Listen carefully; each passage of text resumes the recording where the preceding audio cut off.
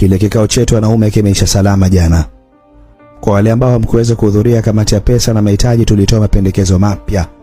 Hairuhusiwi kumpa hela mwanamke ambaye hujamuoa wala hujazaa naye, labda kwa shida maalum kama vocha ambayo anakupigia na wewe mwenyewe. Tumependekeza maboresho kadhaa.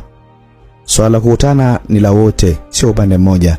Hivyo kama mwanamke anataka kuonana na wewe, hana budi kutumia nauli yake kukufuata. Wakati kuondoka anaweza kumpa hela, lakini sio lazima.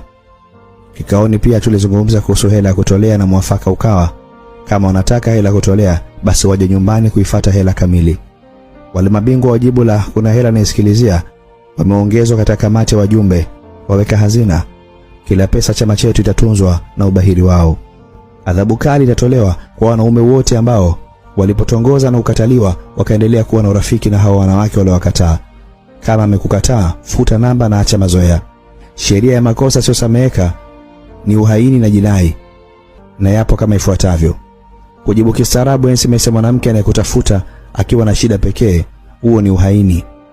Kutomwazima mwenzio chumba pale anapotaka kuleta manzi yake, huo pia ni uhaini.